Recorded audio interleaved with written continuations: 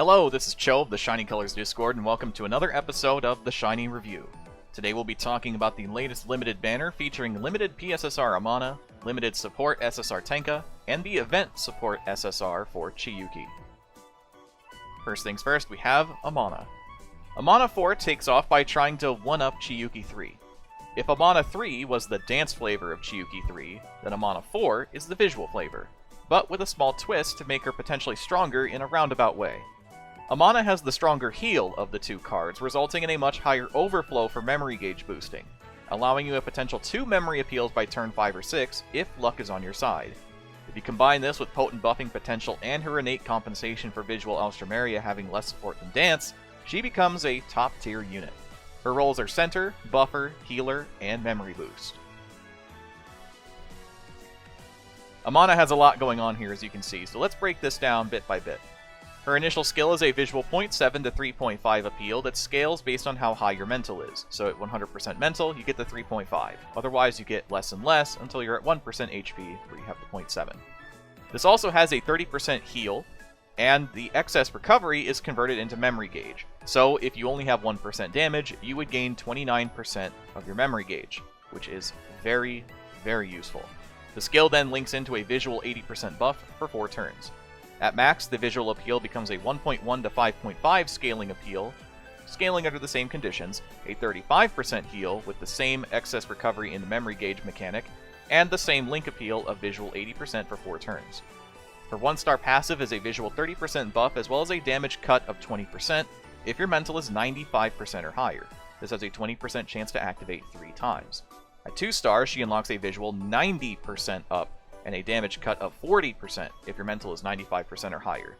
Same activation rate and number of times as her 1-star. Her 3-star actually unlocks 2 separate uncaps. The first is a visual 150 and the other is a mental 100. And her memory appeal when maxed is a mental heal 30% with the same memory overflow mechanic of her appeals, and it links into a visual 0.7 to 3.5 appeal that scales based on how high your mental is. A lot of things going on here, and it is very, very good. For recommended supports, keep these 3 things in mind: mental, visual, healing. Early game passives pair off well with this iteration of Amana, so Hokago passives will shine best. Illumination Trio will be core as always, but the newer Tanka support is a very clear winner when it comes to synergy. The new event Chiyuki is great to combine with Tanka's masteries, but you could also opt for the SSR Chiyuki, who has some slightly better masteries than the Chiyuki. And of course there's other notables here including limited Meguru, or the Fuyuko for a reasonable visual buff that will be easy to activate once Amana hits turn 3 or later, as well as of course cards like Natsuha or Mamimi. Kaho's here too. As for recommended teammates, we have one team comp today, which is Visual Alströmeria, or Vistromeria. Visual Alströmeria gets a jump start with Amana4 by having a mostly overtuned level of healing to compensate for Tanka and Chiyuki being less favorable. If Tanka 4 or Chiyuki 4 become dedicated visual units, you'll know what to do. So we have Chiyuki 2, Amana4 at the helm, and then Tanka 3. And of course, we've also covered Tanka 3 in a previous Shiny review, so if you'd like to check that out to see what she does, you can follow the link above.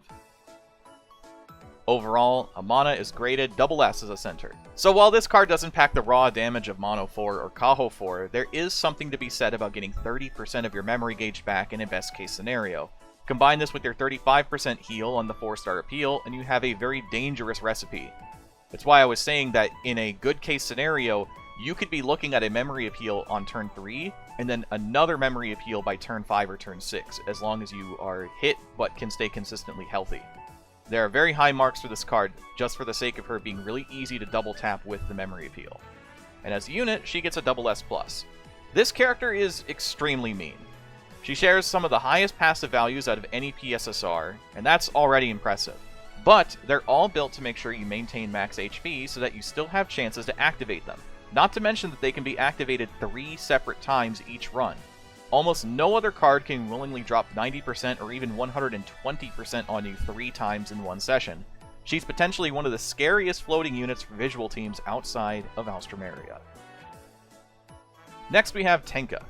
Tanka is an extremely effective Alströmeria support, and only gets better the more she's leveled. By just pulling her and leveling her to 60, you access a fair amount of unit mastery that can perfectly complement visual Alstroemeria, and some SP mastery to boot. Her scaling appeal and powerful passives will be hard to pass up if you are dead set on building visual Alstroemeria. She has 6 skills this time around: Idol's Bond, Promise Recovery, and Rest Boost, and her unique masteries are Unit Mastery Visual, Unit Mastery Mental, and Visual Mastery SP, all capping out at plus 10. With both of her unit masteries capping out at level 70, and her visual mastery SP at level 75. And her TFD idea is Appeal. As for what Tanka does, her 1-star passive is a visual 20% up as well as a mental 10% heal, as long as your mental is 80% or above, 10% chance to activate 3 times. At 2-star, this is upgraded to a visual 40% with a mental 10% heal, with the same conditions, activation rate, and number of times possible. Her 3-star uncap is a visual 100, and her 4-star appeal is a visual 2.0 that attacks all judges and then heals you and all rivals by 7%. Her support appeal as it scales upwards starts at a 3.1 at level 60, otherwise it is a 3.0 until level 60, and then caps out at a visual 3.5 at level 80. Tanka receives somewhere between a B+ to a SS-, so hear me out. An extremely wide margin to grade, but let's just talk about it.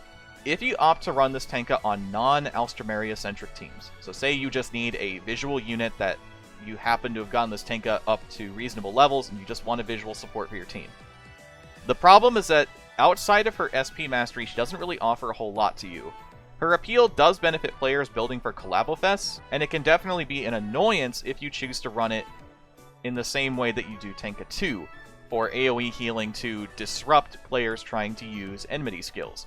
But otherwise, this card doesn't really offer an amazing amount for you than other visual cards would. Hot Pot Mamimi is a really good example of a card that offers SP mastery, but also a whole lot more on top of it for not just Antika, but for a bunch of teams. So this Tanka isn't exactly the greatest, which is why she would get B+, but the second you put her on Alstroemeria, things change dramatically. She is very core, and it adds so much to her in terms of value that it's kind of insane. So it's a very weird scoring toss-up, and hopefully that all makes sense. Lastly, we have the event Chiyuki. Reviving what we thought was a long-dead mastery with this event card, Chiyuki reintroduces the world to Room Mastery, a mastery that sounds great in concept but is somewhat weak in execution. That being said, her visual mastery is surprisingly solid for an event card, though you need to get her all the way to level 80 to feel the effects. Her scaling appeal as an event card will be appreciated, and her passives are surprisingly good for generic visual teams. For skill, she has Idol's Bond, Rest Boost, and Promise Recovery, with Promise Recovery being notably higher than usual, so that might be enticing to some players, and her unique masteries are Visual Mastery Visual, which reaches rank 8 at level 80, and Room Mastery, which reaches 2 at level 75. Room Mastery is a bit new, so to explain it, if you do not experience a trouble or a catastrophe in a room, and Chiyuki's ability activates, you will then have a free level up for the room. The problem with this is that Room Mastery 2 means that this is a 2% chance of happening, so the odds of you using this Chiyuki to level up rooms is not very consistent. Plus, then there's also the problem of what room does Chiyuki spawn in that can add on to the further frustrations of Room Mastery. Her TFD idea is Mental, which can be useful for teams building for TFD, as Mental isn't extremely common still. As for what else Chiyuki does, her 1-star passive is a visual 18% buff if you're in the visual position, 30% chance to activate once. Her 2-star passive is a visual 35% up as long as it's turn 4 or earlier, 30% chance to activate once. Her 3-star uncap is a visual 50, and her 4-star appeal is a visual 2.5 that applies a mental heal of 15%. So Chiyuki receives a B. She's fine enough for most teams reasonably. Her 4-star appeal is actually somewhat interesting as an option for true ends if you feel like your mental is a bit of an issue. The visual 35% passive is honestly what makes this card not a C tier, because an event card forcing you to level it up all the way to 80 for a decent mastery is a huge detriment to the experience. Room Mastery is a bit of a clunky cherry on top of an otherwise average card. And that's the end of the video. Thank you so much as always for watching. If you like what you saw, make sure to hit like, and if you want people to know what we're doing, share it around if you get the opportunity. Next time, we will definitely be talking about what it is that makes your team stronger, as we'll be going over a little bit of team composition as we prepare for what will presumably be the next rerun banner. Otherwise, whatever banner comes after that. So, I've been Sho, thanks as always for watching, and have a wonderful rest of your day.